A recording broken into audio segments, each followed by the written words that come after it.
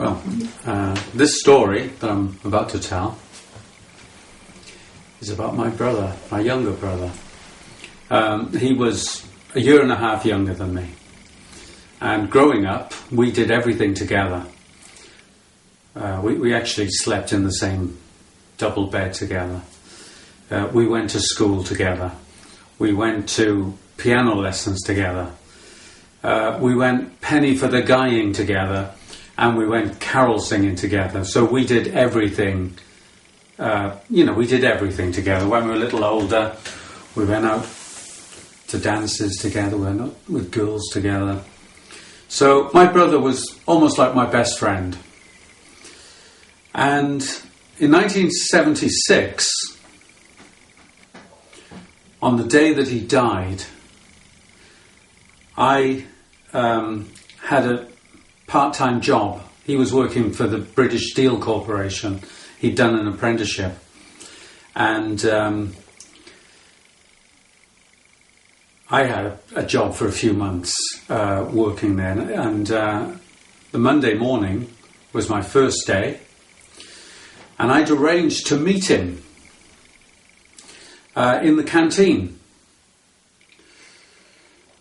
So I was quite surprised. 10 o'clock came. I went into the canteen. He wasn't there. So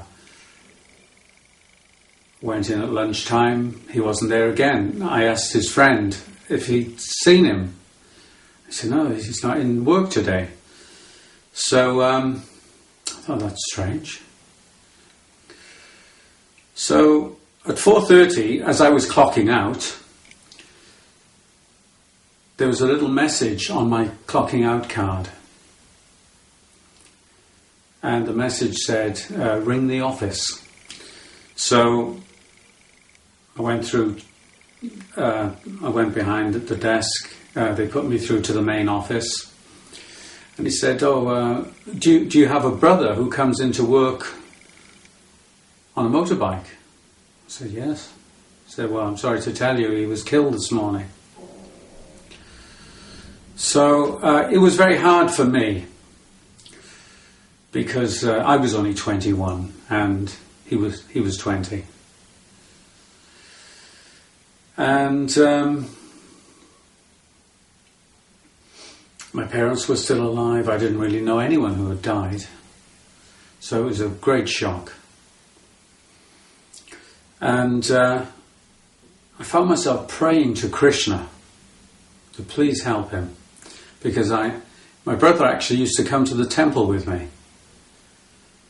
When we started going to the Sunday feast in 1971, he used to come with me every week, and he loved Krishna consciousness. And I remember coming away from there one Sunday. We were walking home for the bus, and we listened to the lecture, we joined in the kirtan, we'd had prasad, and I was just feeling ecstatic.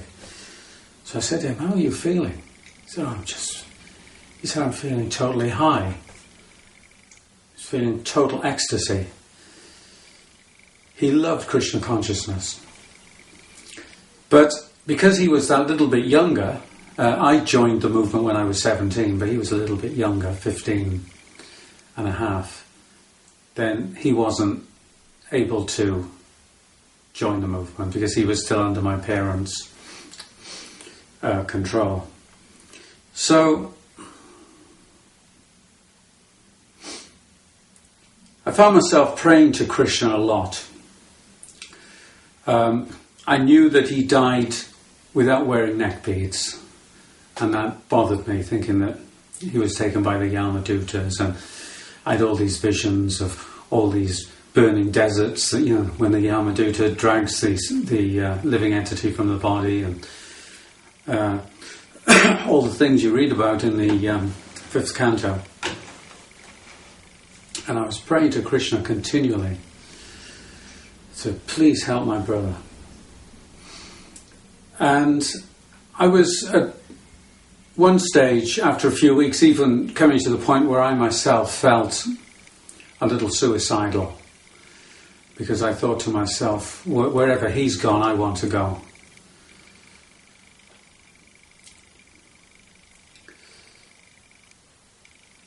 And it was a funny thing, because although I'd been a devotee for a few years at that point, it didn't seem to sort of ease the grief that I was feeling. I understood that, we're not this body. I understood about reincarnation.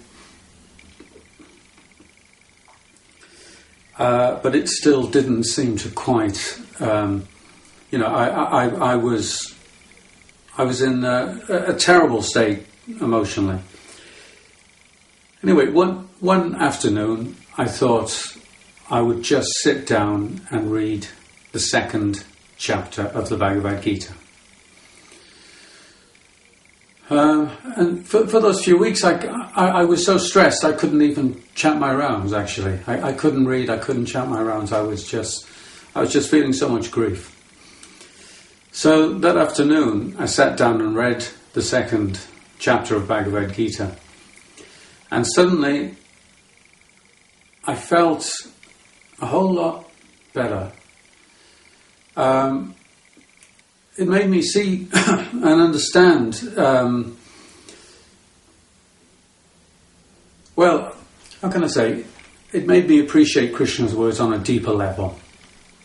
It wasn't, up until that point, it was very sort of theoretical. The idea, when you're young, the idea that one day you're going to die and you're going to leave your body, and that we go through so many bodies, it's very sort of abstract to a young person. But I appreciated Krishna's words on a much deeper level. And after that, I actually felt okay.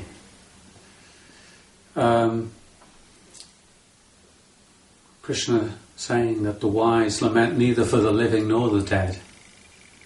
That really came home to me at that time. So, a little while after that, I had what I can only describe as a mystical experience, because I was sitting in my house, just like this, about 7:30 one evening, and I had a message from the Supersoul, and I felt this very strongly. I heard it internally, not externally. But I heard a voice, and it was very strong, it was very powerful. And the voice said to me, don't worry, your brother will take birth as your son. And I sat there, I hear this voice, and I was blown away. I thought, wow. And I felt, at that time, as this happened, that I had a sort of an open communication. I didn't feel that I was speaking with Krishna face to face, but I felt that Krishna was communicating with me through my heart, and I felt that there was an open channel. So I said to Krishna, if you're telling me this, you want me to understand that my brother is going to take birth as my son, then, please allow me to hear this in some other way, externally, some more tangible way.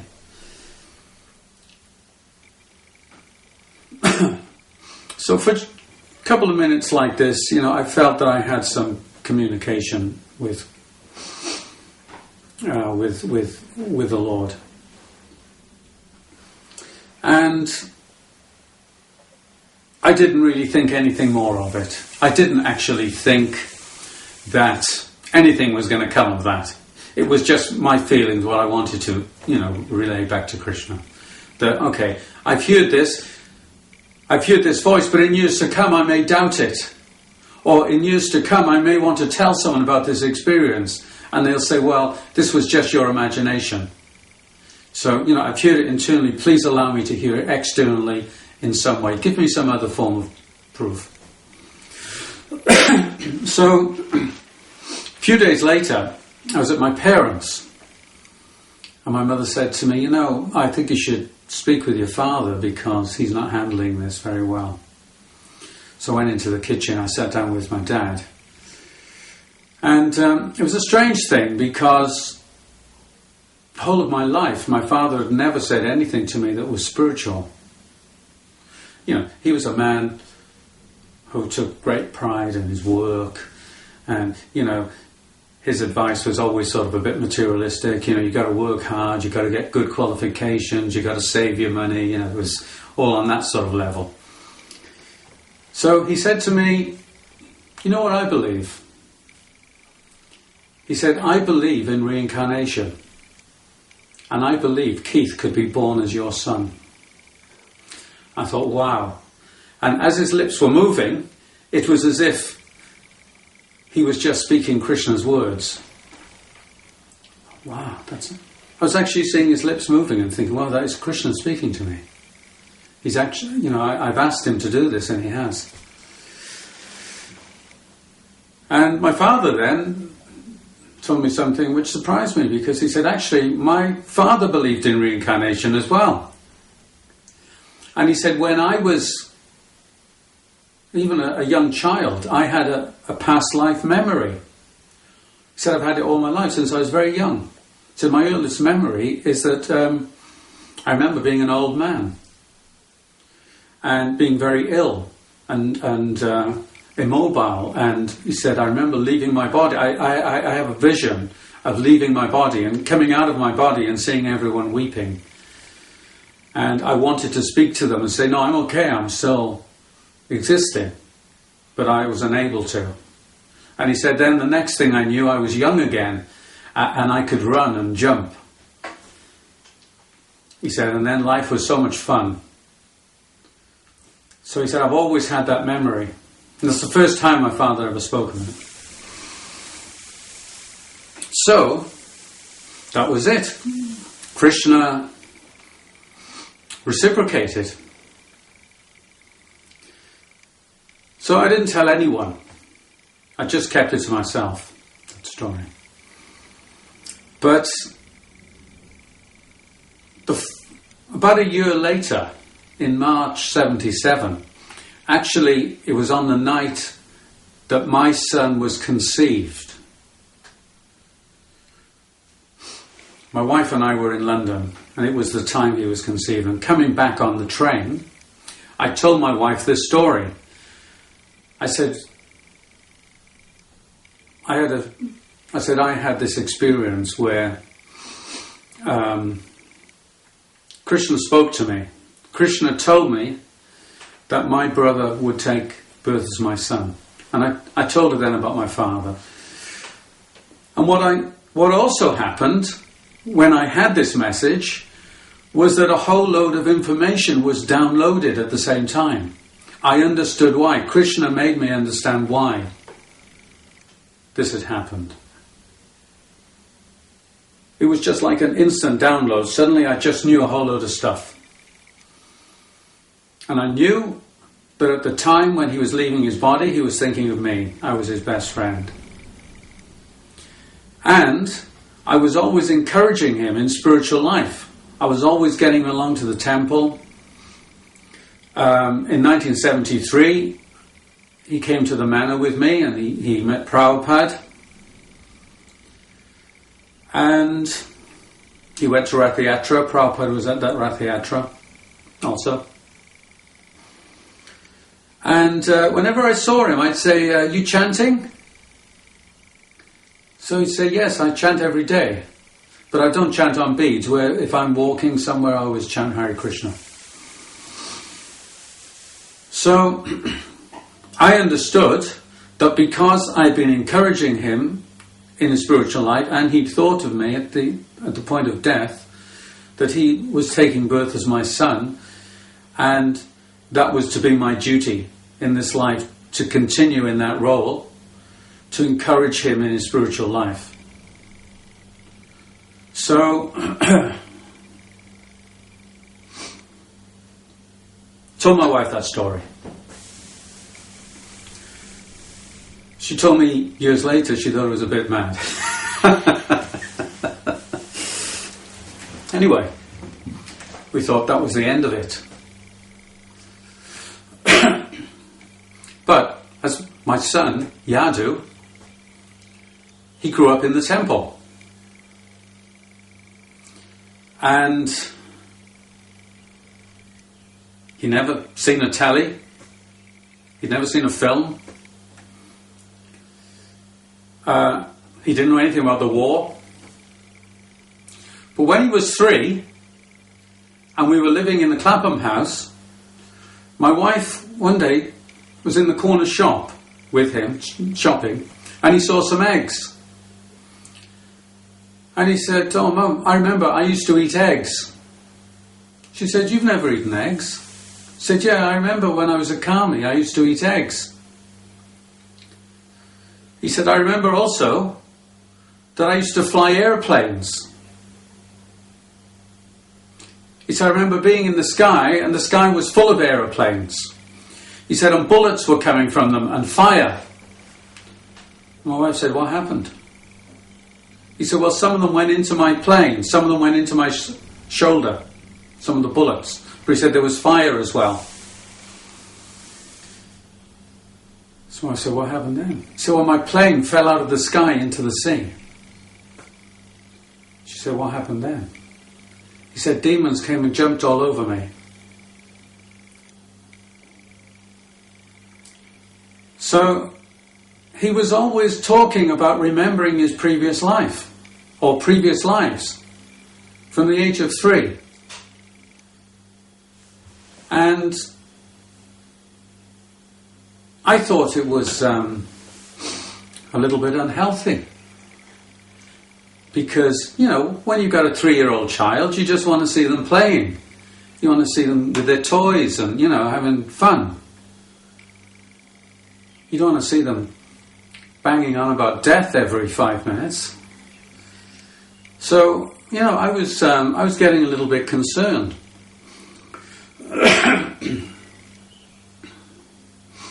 Anyway, it was a topic that he was, you know, death, living before, it was just something that he would not shut up about. And, you know, you would think, after my experience of, you know, hearing this, having this message and what my father said, then as a father I would think, wow, this is great, my son can remember previous lives. But it wasn't like that. Actually, while this was happening, because, you know, because of the natural feelings that a parent has for the child, you know, you don't really want to hear this stuff. And actually I was very perturbed about it. So the following year we were in Belfast. My son was 4 years old, and we were renting a little bungalow just outside. And on Sunday evening, we were driving. It was December. I'd been all through the whole program, the morning program. You know, I'd cooked the feast. You know, we stayed for the whole evening, and we were just driving home. It was sort of maybe 8:30 at night. It was a storm. We're driving out of Belfast, you know, in the dark through the storm, and my 2 sons were sitting in the back seat. And Yadu was starting up this same stuff. Now, I should tell you at this point that I grew up in Wales, in a place called Barry Island, in South Wales. And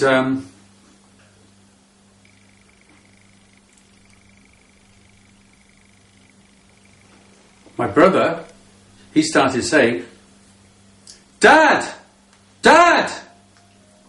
Not just in a calm voice saying, "Oh, Dad, I've got some, I remember living before." But he was anxious. He was screaming. Louder than that. But he, you know, 4-year-old screaming, bellowing at the top of his voice. "Dad! Dad! I remember what it was like to live before. I remember what it was like to die. Dad!" Screaming at me. And as I'm driving, you know, I've had a hard day, I've been up since 4 o'clock, you know, I've cooked the whole feast, you know, I was thinking, oh my God, I can't deal with this. And so I thought, well, okay, you know, the best way to get this out of the way is just talk to him about it. So as we're driving, I said, okay. He said, I remember what it was like to die. I said, what was it like to die?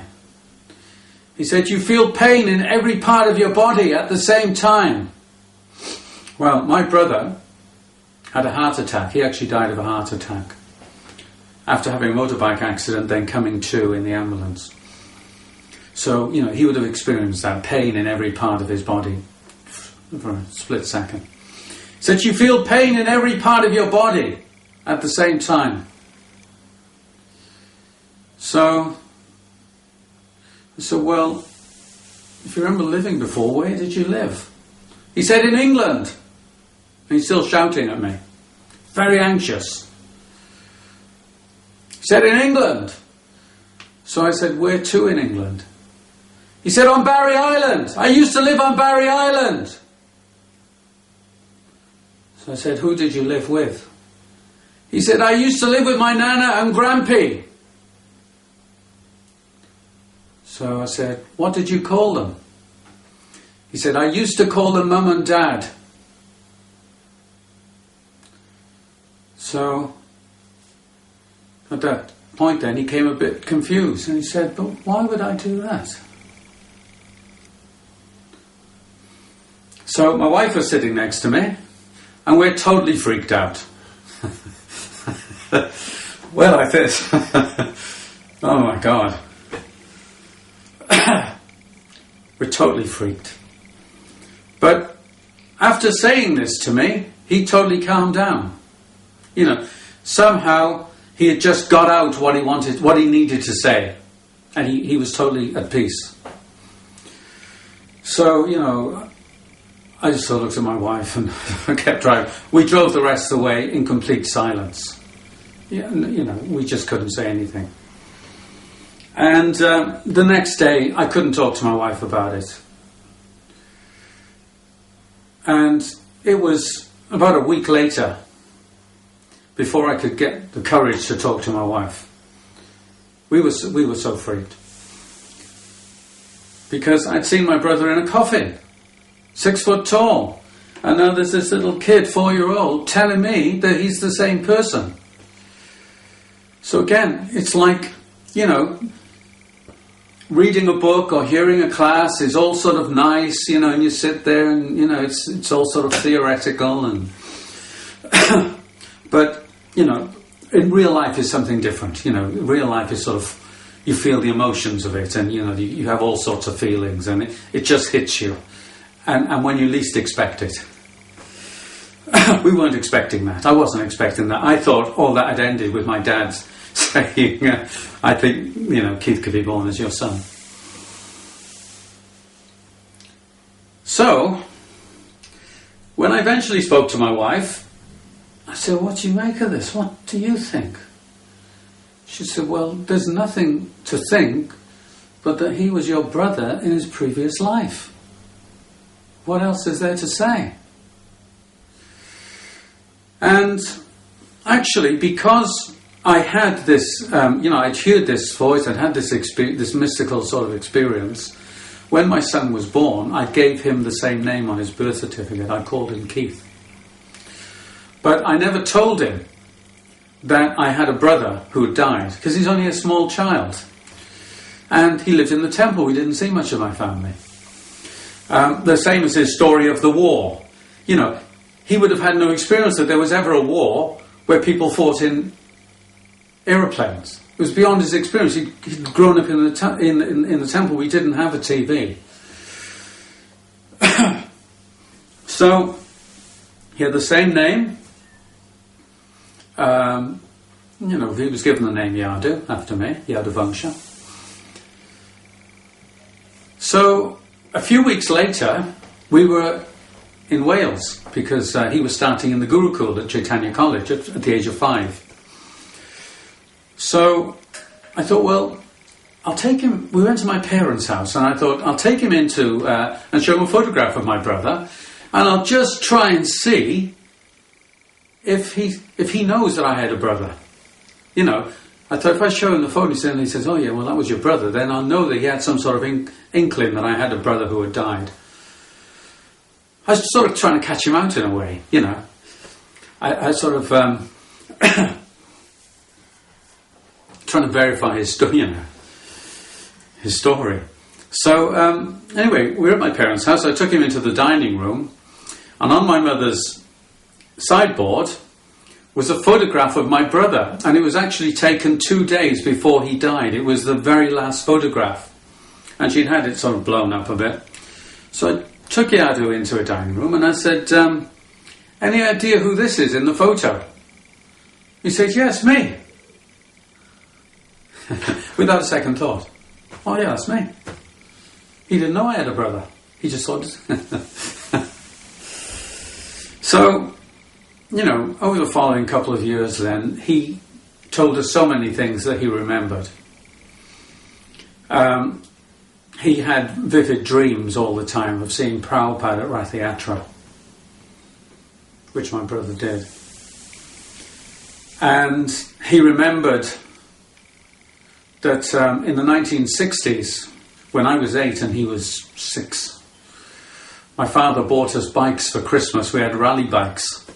And he remembered, my son was able to tell me, I remember that he built a shed in the garden especially for the bikes, and he made it out of railway sleepers, which he did. He told me that information. And he said, I remember your bike was blue, my bike was red. And that is completely right, they were. So, the last time that I saw my brother alive was on the Sunday before he died. He was in the garden of my parents' house, and he was fixing up the bike that he got killed on.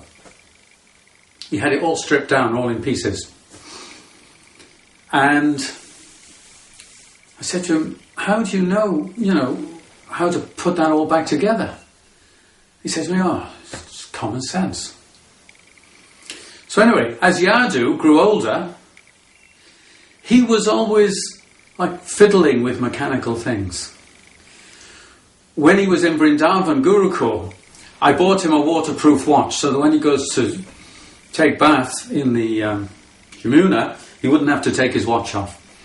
But he wanted to know how it worked, so he'd got a screwdriver and taken it all apart and then put it back together and the water got in. And as he got older and there were little problems with my car, he would always be, well, I wouldn't have a clue, but he would lift the bonnet and he would sort of tinker with things. And a lot of the time, he would put things right. He would actually fix things without anyone ever giving him a lesson. So I said to him, "How do you know how to do this?" He said to me, "Oh, it's just common sense." The same reply. And then when he was 16, I had a scooter. And it had broken down. And he was borrowing this scooter because his friends live out in the country, and he would sort of whip through the country lanes in the night and go and visit his friends. But it broke down. So one Sunday afternoon, without asking anyone, he got it on the lawn, he took the whole thing apart, and I went out there, and it was like looking at the same scene.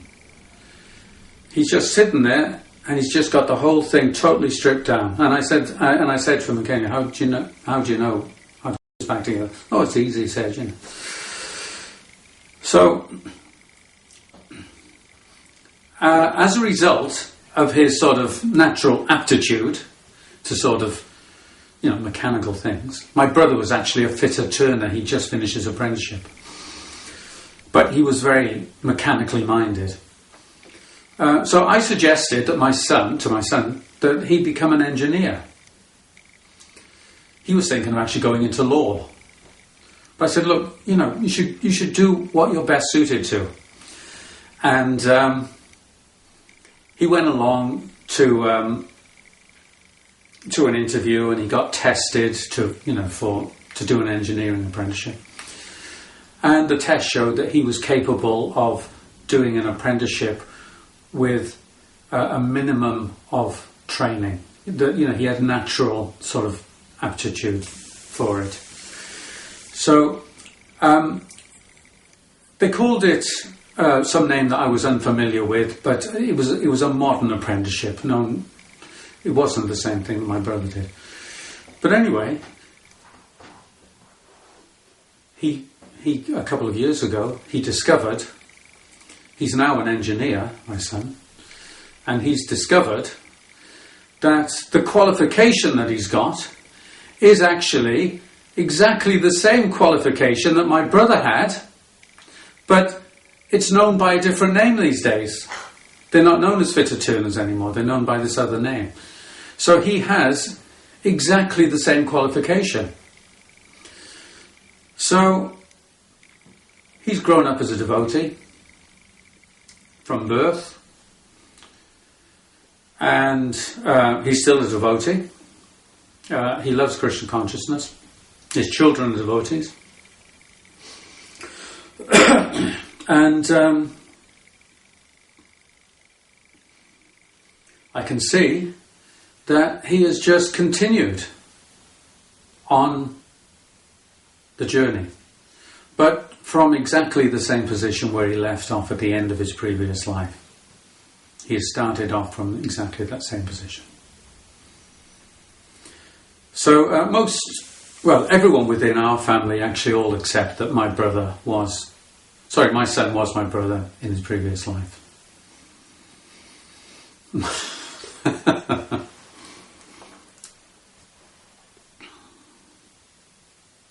And actually, as he was growing up, he would always ask my advice on everything. If he changed his car, he would ring me up and say, "What do you think?" I think I'm changing my car. Or if he's changing his job, or if he was going on holiday, or whatever he was doing, he'd always phone up and ask my advice. So that was like, that role sort of continuing, of taking care of him.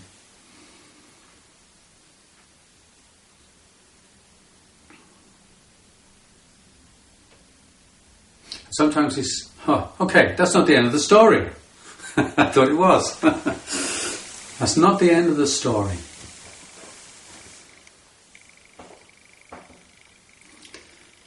Because my brother was cremated in Cardiff at Thornhill Crematorium. And we went from the church in the sort of black limousines, following the coffin. I was in the family car just behind, and I saw my brother's body, making the final journey up to the crematorium. And that was 1976. 18 years later, in 1994, my wife's sister died. And she was cremated in the very same place.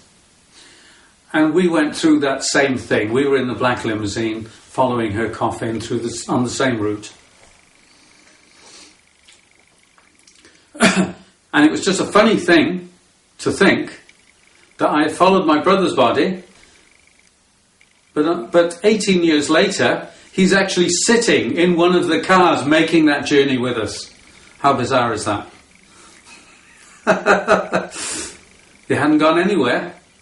He was back with the same family, and he was he was sitting in one of the family limousines making that same journey. That's the end of the story.